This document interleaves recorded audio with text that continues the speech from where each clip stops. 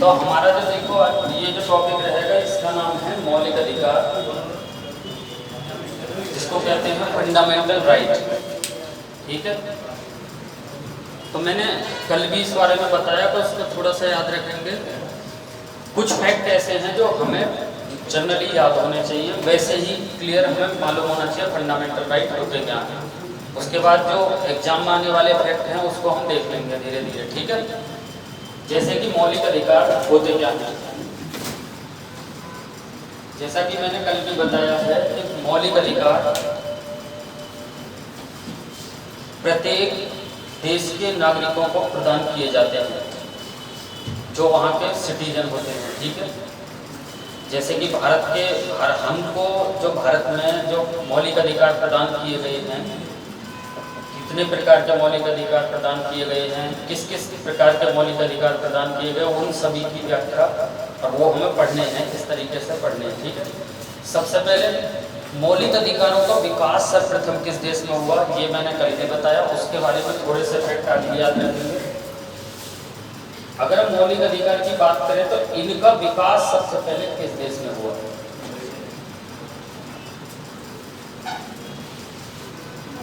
अगर एग्जाम में ये पूछा जाता है कि मौलिक अधिकारों का विकास सर्वप्रथम किस देश में हुआ, तो मौलिक अधिकारों का जो विकास था, जो ये डेवलप हुए, सबसे पहले ये ब्रिटेन में हुए।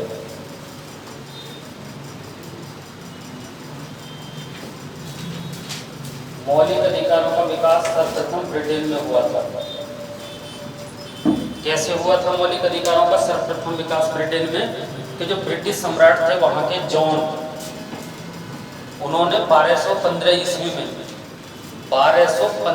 ईस्वी में एक हस्ताक्षर किए एक पत्र पर, और वो जो पत्र था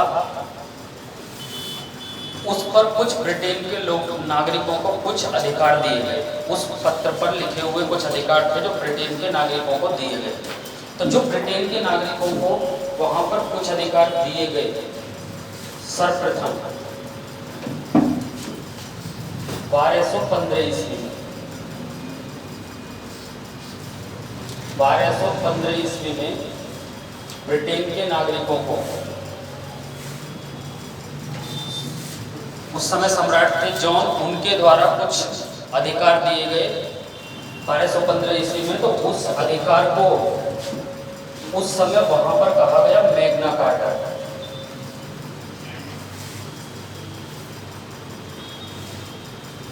मैग्ना कार्टा, जिसको हिंदी में अधिकार पत्र भी कहते हैं, जिसको हिंदी में कहते हैं अधिकार पत्र। अधिकार पत्र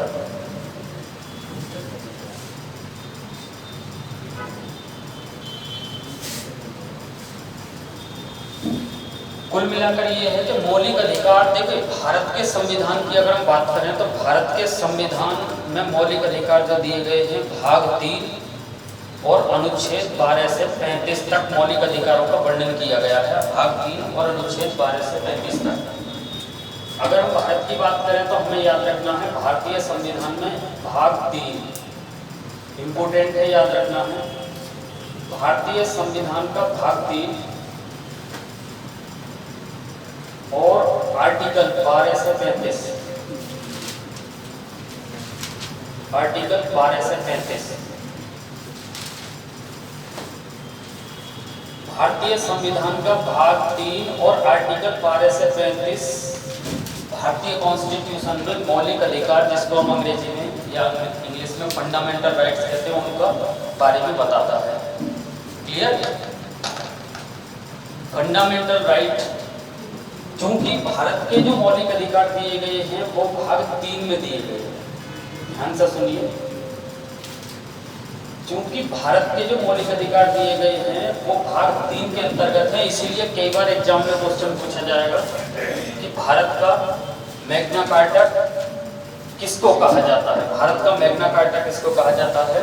तो भारत का मैग्ना कार्टा संविधान के भाग 3 को कहा जाता है, या फिर भारत का मैग्ना कार्टा आर्टिकल 12 से लेकर 35 के बीच के जितने भी आर्टिकल हैं इनको कहा जाता है। ठीक है, इससे पहले हमें याद रखना है, अगर सर्वप्रथम विकास की बात करें मौलिक अधिकार की, तो उसका विकास ब्रिटेन में हुआ।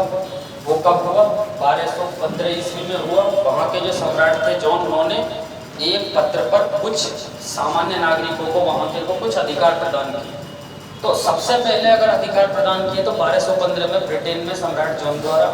उस अधिकार पत्र, वो जो पत्र था उस पत्र, अधिकार पत्र को ही मैग्ना कार्टा कहा गया, क्योंकि उसको मैग्ना कार्टा कहा गया जो कि विश्व में सबसे पहले किसी देश में अधिकार दिए गए। अब उसको सबसे पहले अगर मैग्ना कार्टा कहा गया तो क्वेश्चन यही बनेगा कि भारत का मैग्ना कार्टा किसे कहते हैं? तो भारत का मैग्ना कार्टा संविधान का भाग 3 और अनुच्छेद 12 से 35, इसको भारत का मैग्ना कार्टा कहते हैं। क्यों? क्योंकि भारत के नागरिकों को जो अधिकार दिए गए, जो राइट दिए गए हैं, फंडामेंटल राइट, वो भाग 3 और अनुच्छेद 12 से 35 तक दिए गए हैं। यही कारण है कि भारतीय संविधान के भाग 3 को भी मैग्ना कार्टा कहा जाता है। ऐसा हमें याद रखना है, जैसे कि एग्जाम में पूछा जा सकता है। क्लियर? ब्रिटेन के संबंध में ऐसा भी क्वेश्चन पूछा जा सकता है। ब्रिटेन में bill of right, Magna carta को बिल ऑफ राइट भी कहते हैं। ब्रिटेन में मैग्ना कार्टा को अन्य किस नाम से जाना जाता है? तो bill of right. Bill of right भी एक प्रकार का दस्तावेज था और ये एक अधिकार पत्र ही था। अधिकार, इसके थ्रू भी अधिकार दिए गए। ध्यान रखना है, क्वेश्चन पूछा जा सकता है बिल ऑफ राइट क्या है? तो bill of right, bill of right, bill of right, ये ब्रिटेन के संबंध में ये क्या था? ये भी ब्रिटेन के संबंध में एक अधिकार पत्र ही था। इसके थ्रू भी कुछ अधिकार दिए गए थे, इसलिए ध्यान रखना है बिल ऑफ राइट भी ब्रिटेन के संबंध में मैग्ना कार्टा को ही कहते हैं। ध्यान रखना है, ऐसा क्वेश्चन एग्जाम में पूछा जा सकता है, पुट अप हो सकता है। क्लियर? ये हमें याद रखना है, जो मौलिक अधिकार हैं, जो फंडामेंटल राइट हैं, भारत ने किस देश से लिए? मतलब भारत ने ये जो अवधारणा है ये किस देश से ली है? तो भारत ने ये जो अवधारणा है ये भारत ने अमेरिका के संविधान से ली है, USA, United states of America, Donald Trump. Clear? तो क्वेश्चन यहाँ से याद रखने हैं। दिल्ली पुलिस के हिसाब से अगर हम देखें तो हमें याद रखना है फंडामेंटल राइट, मौलिक अधिकार भाग 3 के अंतर्गत आते हैं, अनुच्छेद 12 से 35 के बीच आते हैं। और फंडामेंटल राइट जो भारत ने अगर किसी देश से लिए हैं तो वो यूएसए के संविधान से लिए, अमेरिका के संविधान से लिए हैं। तो अब आप इस बात का अंदाजा लगा सकते हैं कि फंडामेंटल राइट जो भारत ने यूएसए के संविधान से लिए हैं तो लगभग वही फंडामेंटल राइट कहाँ होंगे? यूएसए में होंगे। इसी तरीके से हमें याद रखते चलना है, ठीक है?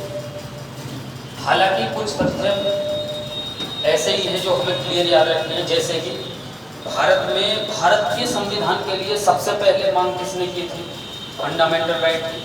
तो संविधान संशोधन विधेयक 1895 के माध्यम से की गई थी सबसे पहले, अगर हम बात करें तो। उसके बाद तो आपका 1917, 1919 में कांग्रेस द्वारा भी की गई।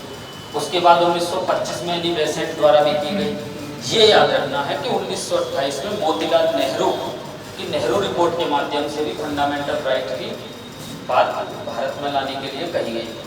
लेकिन सारा बात निचोड़ कहाँ आती है जो हमें याद रखना है? एक समिति बनी थी, उप समिति, अधिकारों के संबंध में ही अध्यक्षता की थी जेबी कृपलानी ने। उनकी अध्यक्षता में एक जो समिति बनी थी, उनकी सिफारिश को माना गया था। उनकी सिफारिश के आधार पर भारतीय संविधान का भाग 3 जिसके अंतर्गत आते हैं मौलिक अधिकार, इसको शामिल किया गया हमारे संविधान में। तो उस समय अध्यक्षता किसने की थी? उसकी जेबी कृपलानी। इतना याद रखना है। एक एक करके इन आर्टिकल को देखते हैं। संविधान का अनुच्छेद 12, चूंकि ये हमारे जो आर्टिकल है फंडामेंटल राइट के 12 से लेकर 35 तक, ध्यान से सुनना है जिससे कि एक फैक्ट आपका क्लियर हो। संविधान, देखिए जनरली क्या होता है कि फंडामेंटल राइट 14 से पढ़ाए जाते हैं, क्योंकि स्टार्ट कहाँ से होते हैं? फंडामेंटल राइट 14 से। अगर हम उस तरीके से देखें, क्योंकि जो हमारे 7 मौलिक अधिकार थे पहले, अब 6 हैं, तो स्टार्ट कहाँ से हुए? पहले समानता का अधिकार। हमारा पहला मौलिक अधिकार कौन सा है? समानता का अधिकार, राइट टू इक्वालिटी। दूसरा कौन सा है? स्वतंत्रता का अधिकार, राइट टू फ्रीडम। तो कुल मिलाकर ये 6 हैं स्टेप बाय स्टेप।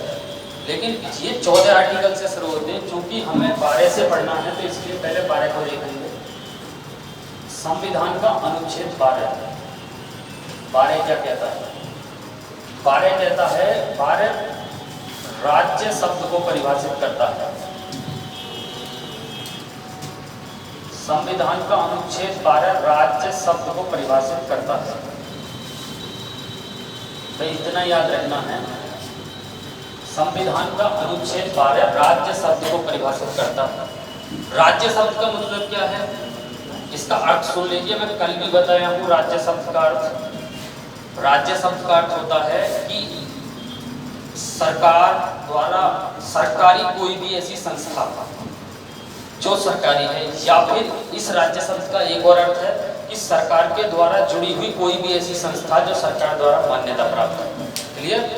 तो अनुच्छेद 12 में राज्य शब्द को परिभाषित किया गया है। इसमें राज्य से संबंधित क्या अर्थ है वो मैंने अभी आपको बताया, तो वो याद रखना। क्लियर? नेक्स्ट आर्टिकल आता है फंडामेंटल राइट में अनुच्छेद 13। ये जो अनुच्छेद 13 है ये इम्पोर्टेंट है। अगर हम लेवल के हिसाब से देखें, अगर हम दिल्ली पुलिस के हिसाब से देखें तो दिल्ली पुलिस के हिसाब से तो ये पूरा टॉपिक ही इम्पोर्टेंट है। दिल्ली पुलिस कांस्टेबल हो या दिल्ली पुलिस सब इंस्पेक्टर हो, वैसे ही यूपीएसआई के लिए भी इम्पोर्टेंट है, UP police sub inspector, UP police sub inspector, UP police sub inspector, वह अन्य स्टेट एग्जाम कोई भी हो उसके लिए इम्पोर्टेंट नहीं है सारे। ठीक है? अनुच्छेद 13 क्या कहता है? देखिए अनुच्छेद 13 जो है इसमें बहुत ही इम्पोर्टेंट है। इसे एक जनरल तरीके से समझिए कि अनुच्छेद 13 क्या कहता है। अनुच्छेद 13 ये कहता है कि हमारे जो फंडामेंटल राइट हैं, मौलिक अधिकार जो हमें प्रदान किए गए हैं, अगर केंद्र सरकार हो या फिर राज्य सरकार हो, कोई भी सरकार हो, अगर वो हमारे मौलिक अधिकारों को कम करने का प्रयास करती है, कोई भी ऐसा कानून बनाती है, या फिर हमारे मौलिक अधिकारों को बिल्कुल समाप्त कर रही है किसी भी मौलिक अधिकार को, तो उस स्थिति में सुप्रीम कोर्ट और हाई कोर्ट, संविधान का अनुच्छेद 13 सुप्रीम कोर्ट और हाई कोर्ट को यह अधिकार देता है कि वे केंद्र सरकार द्वारा बनाए गए कानून को या राज्य सरकार द्वारा बनाए गए कानून को एक बार देखकर, और उसको अगर हमारे फंडामेंटल राइट मौलिक अधिकार का वो हनन कर रहा है तो उसको असंवैधानिक घोषित कर सकती है, मतलब शून्य घोषित कर सकती है सुप्रीम कोर्ट या हाई कोर्ट। समझ रहे हैं? कुल मिलाकर जनरली ऐसा समझ लें कि अगर केंद्र सरकार या राज्य सरकार कोई ऐसा कानून बनाती है जो हमारे मौलिक अधिकारों को कम करते हैं, तो सुप्रीम कोर्ट और हाई कोर्ट को यह अधिकार दिया गया है कि वह उस कानून को असंवैधानिक घोषित कर सकती है, शून्य घोषित कर सकती है। ये बात बताएंगे अनुच्छेद 13 में। क्लियर? जैसे कि अनुच्छेद 13 के भी 2 पार्ट हैं, इसको थोड़ा ध्यान से देखेंगे।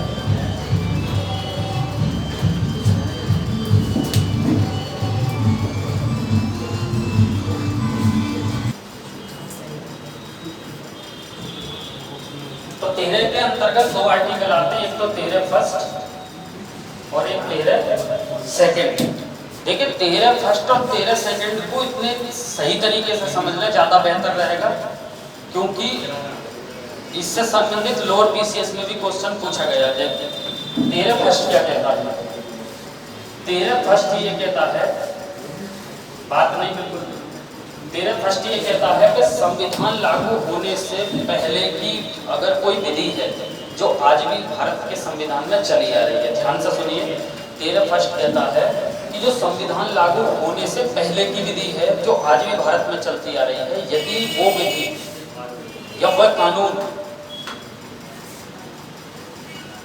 हमें दिए गए मौलिक अधिकारों को जरा भी हानि पहुंचा रहा है या उसका कोई भाग हानि पहुंचा रहा है, तो वो क्या हो जाएगा?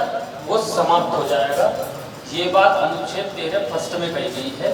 और 13 फर्स्ट में ध्यान रखना है, संविधान लागू होने से पहले,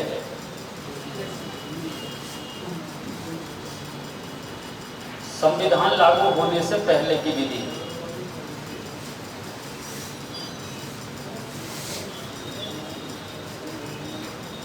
संविधान लागू होने से पहले की विधि।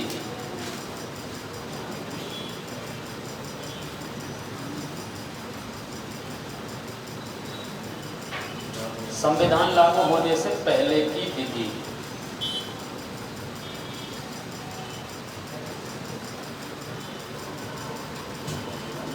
फर्स्ट संविधान लागू होने से पहले की विधि पर लागू होता है और 2 संविधान लागू होने के बाद की विधि पर लागू होता है।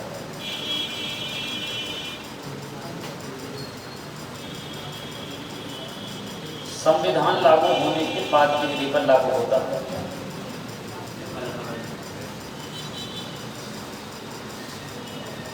संविधान लागू होने के बाद, ध्यान से सुनते रहना है, ध्यान से बिल्कुल सुनना है।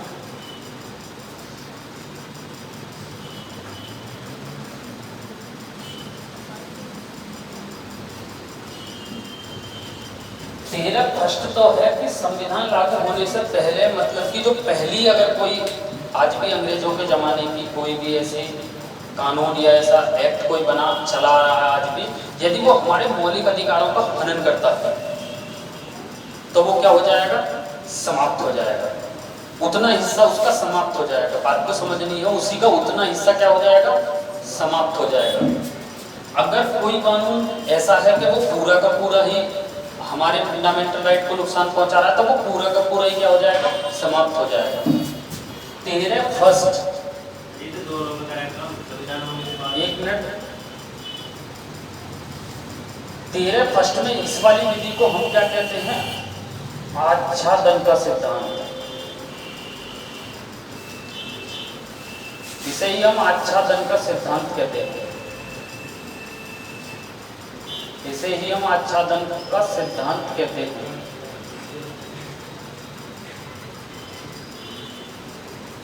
अब एग्जाम में क्या पूछा जाएगा? एग्जाम में ये पूछा जाएगा आच्छादन का सिद्धांत संविधान के किस अनुच्छेद से संबंधित है? तो अनुच्छेद 13।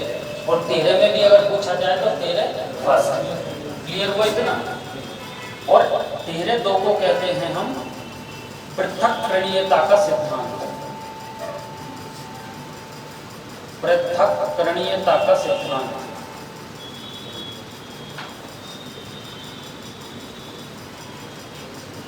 पृथक्करणीयता का सिद्धांत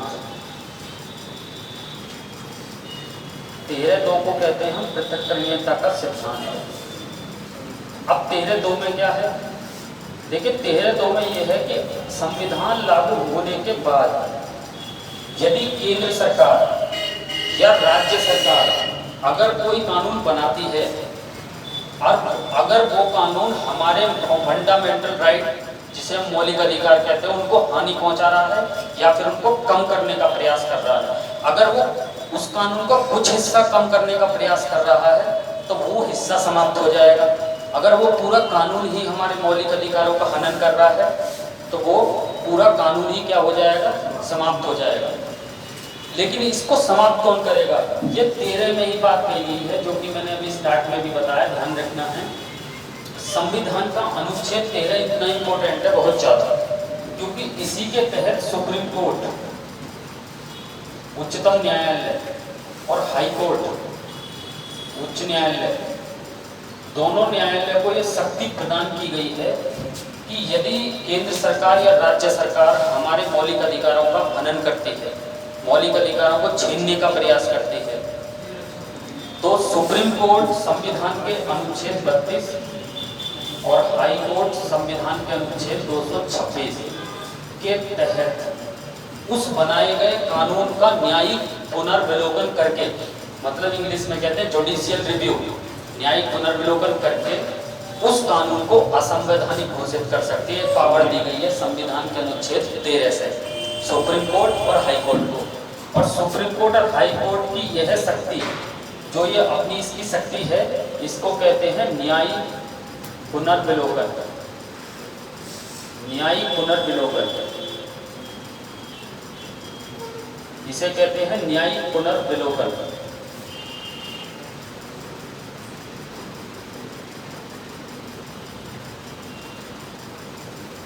इसे कहते हैं न्यायिक पुनर्विलोकन। इंग्लिश में जुडिशियल रिव्यू।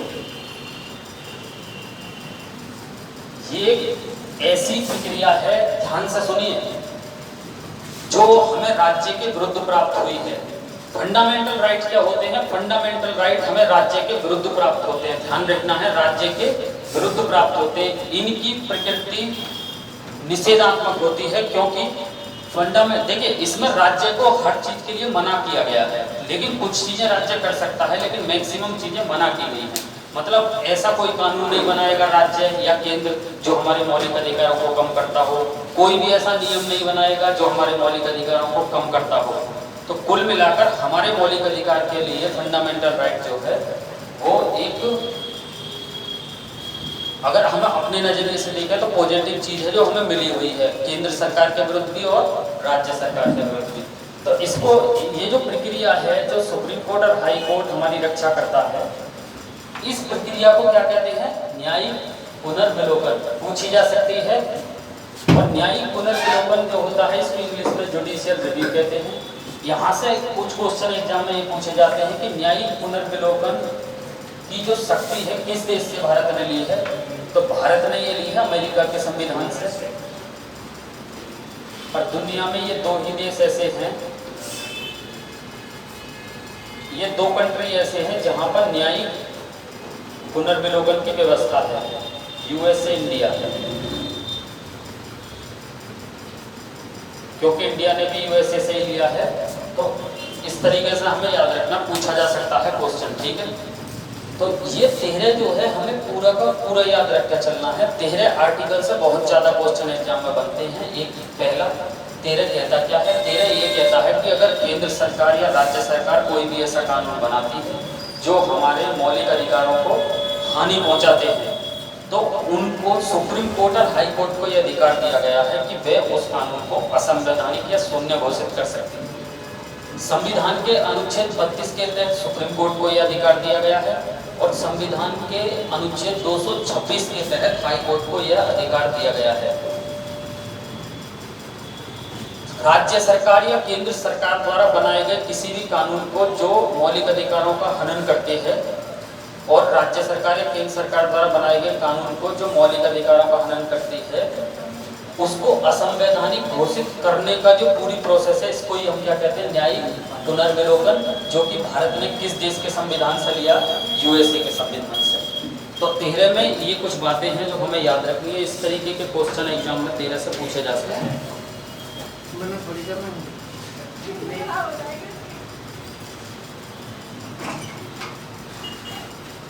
उसके बाद कुछ मोटा सा फैक्ट और देख लें।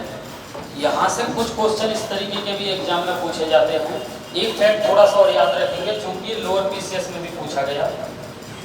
13 फर्स्ट और 13 दो मेरे हिसाब से याद हो गए होंगे। 13 फर्स्ट क्या है? संविधान लागू होने से पहले की, और 13 जो संविधान लागू होने से बाद की विधि पर लागू होता है। लेकिन ध्यान रखना है, 13 फर्स्ट संविधान लागू होने से पहले और संविधान लागू होने के बाद दोनों विधियों पर लागू होता है, जबकि वो केवल बाद वाली पर ही लागू होता है।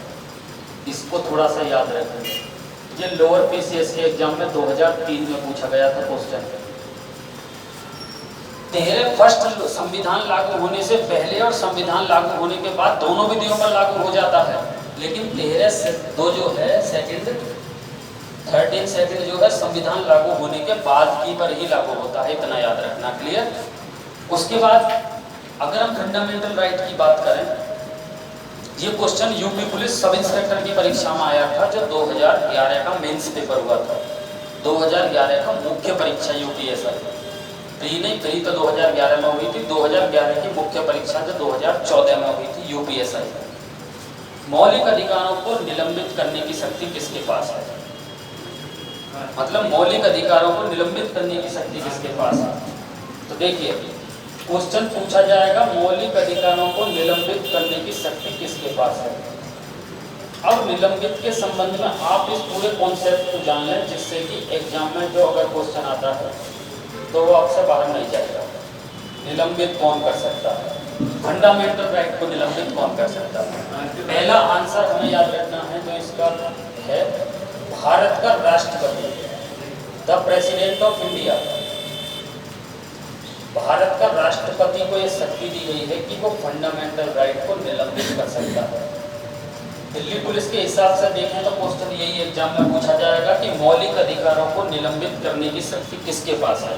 तो मौलिक अधिकारों को निलंबित करने की शक्ति किसके पास है? भारत का राष्ट्रपति। क्लियर?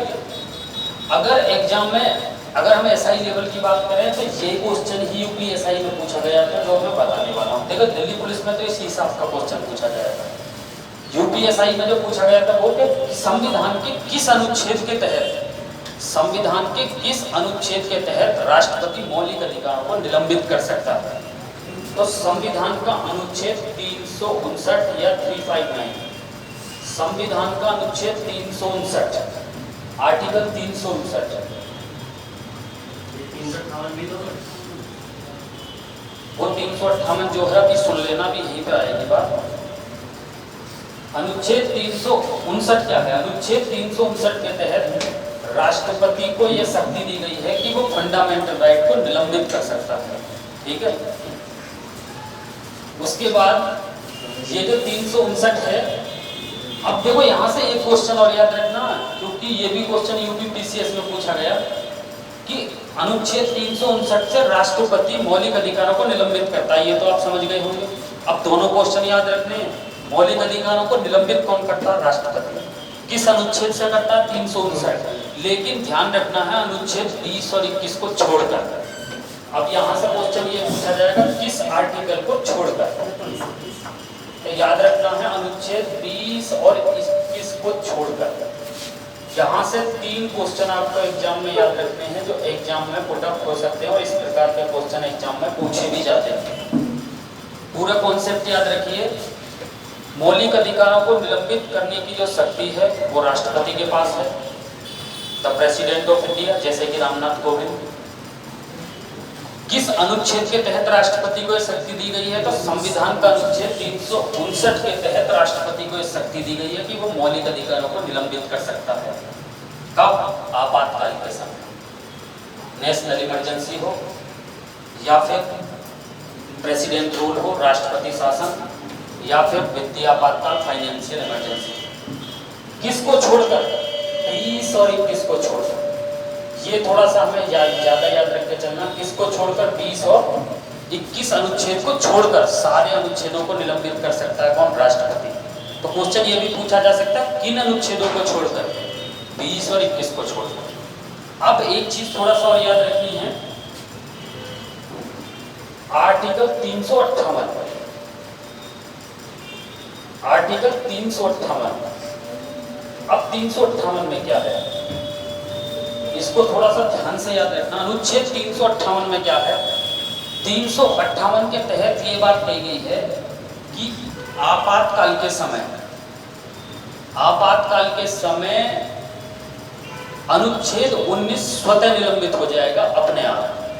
ध्यान से सुनिए, अनुच्छेद 358 में क्या बात कही गई है कि आपातकाल लगने पर, आपातकाल जैसे भी लगेगा, इमरजेंसी, नेशनल इमरजेंसी मान के चलो जैसे लगती है राष्ट्रीय आपातकाल, तो आपातकाल के लगने पर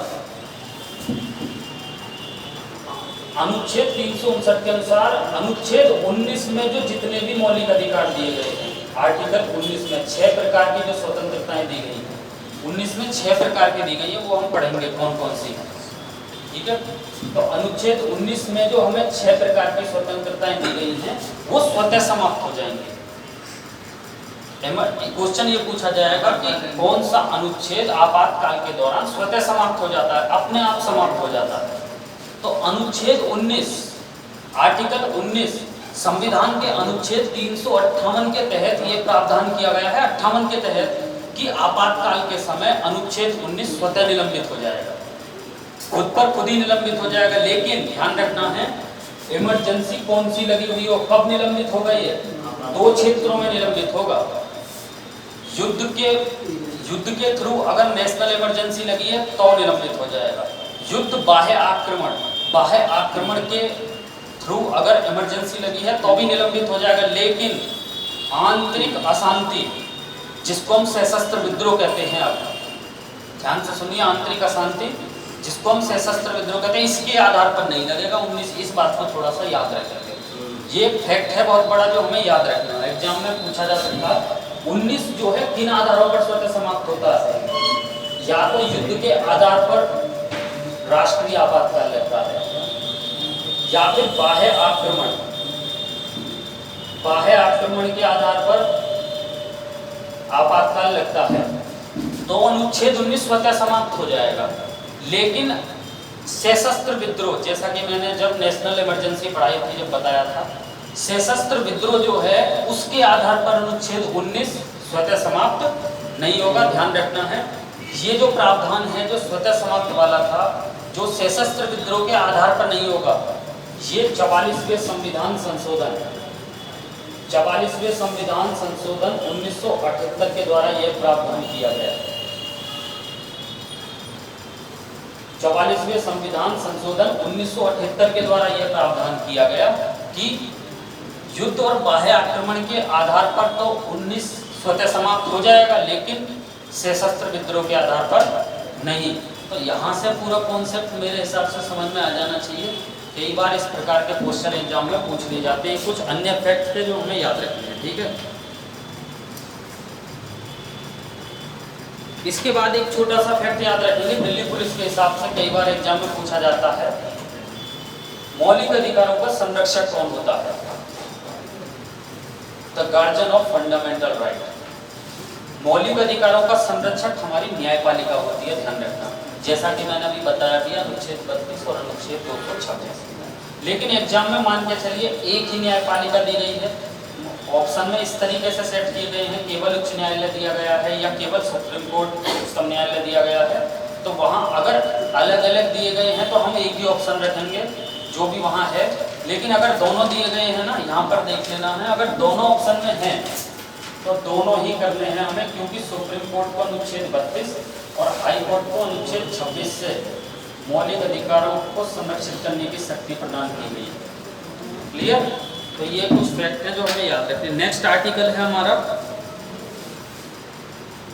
अनुच्छेद 13 के बाद आता है अनुच्छेद 14, या उससे पहले एक छोटा सा फैक्ट वो भी जानना है, जैसे कि मूल संविधान में हमारे कितने फंडामेंटल राइट थे, उस कॉन्सेप्ट को पूरा समझना है। तो याद रखना है, मूल संविधान में हमारे जो फंडामेंटल राइट थे उनकी संख्या थी 7, ठीक है। और अभी जो संख्या हो गई है वो है आपकी 6। तो मूल संविधान में कितने मौलिक अधिकार थे? 7, अगर एग्जाम में पूछा जाता है। अभी कितने मौलिक अधिकार हैं? 6। जो एक बदला गया वो कौन सा था? तो इस कॉन्सेप्ट को यहाँ पर याद रखेंगे,